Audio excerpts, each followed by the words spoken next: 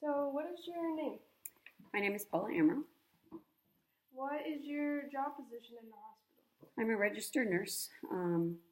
I work now, it's a cardiology unit that we take all kinds of patients. What do you commonly do or deal with on a daily basis? Mm.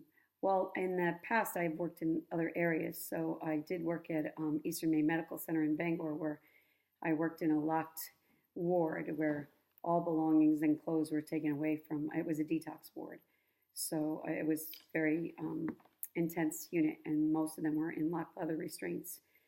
And I worked detox unit at Danbury Hospital when they still had one, and then I worked ICU, medicine, and cardiology.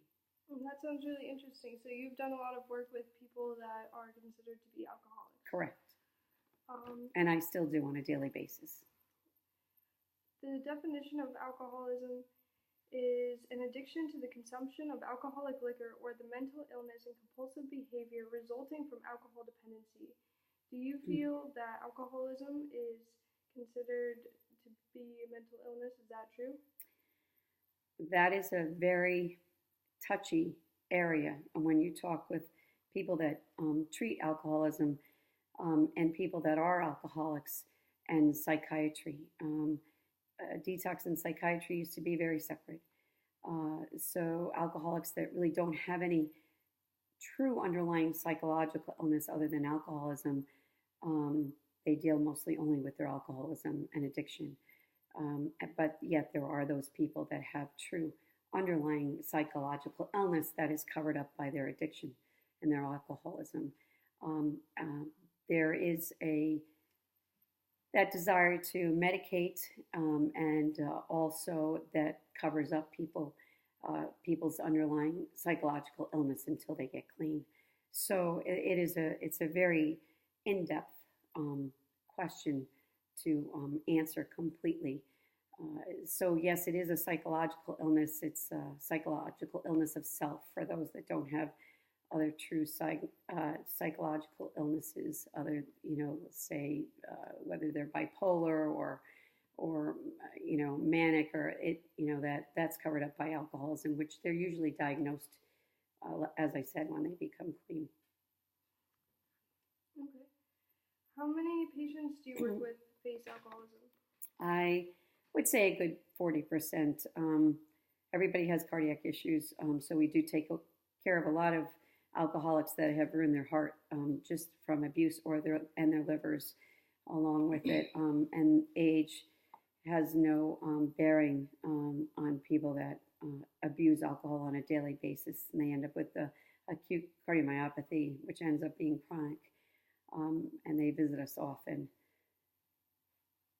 Who else is affected when a patient faces alcoholism? Everybody. Their whole family is greatly affected. I believe treatment is for a whole family and not just the patient themselves. That's great. As a medical professional, what is your advice to someone with alcoholism? That is another deep and long answer, which I'll try to do just the surface of that. Alcoholism or addiction, people will try often and many times to get clean. So we have patients that come and go all the time as patients, detoxing, but they're not always ready. So in the realm of their addiction and their detoxing, or as they're drinking, you really can't teach or educate them or find out what their desires are as far as getting help. It's only after that is done that you can talk to them. And what they say may not always happen. So sometimes it takes people many times to get clean, and other people really never get clean. So the advice really is to, work really through 12-step programs we offer. Their help with that. We do have volunteers that we do have a list of that come in and talk with patients, like 12-stepping. And that's a great value to some of these patients once they get over the shame that they're being seen and recognized as an alcoholic. Did I answer that well enough for you? Thank you. Do you find yourself working long hours?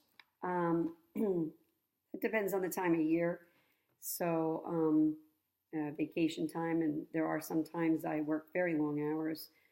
The most I've worked in the legal longest was 20 hours in one day.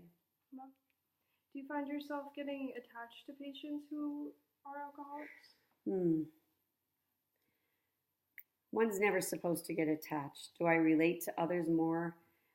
Yes. Nursing and dealing with patients ends up being a very emotional way. You need to kind of hide those feelings of how you feel and treat everyone the same. There are some people that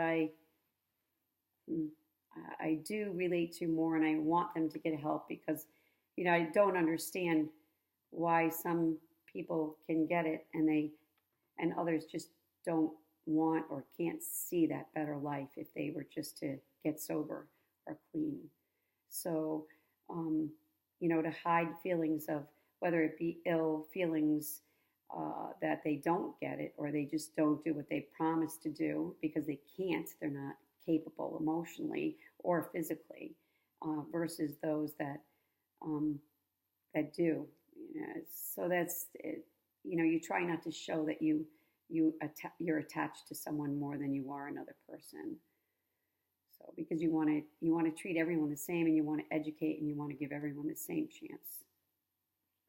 Thank you for your time. You're welcome. All right.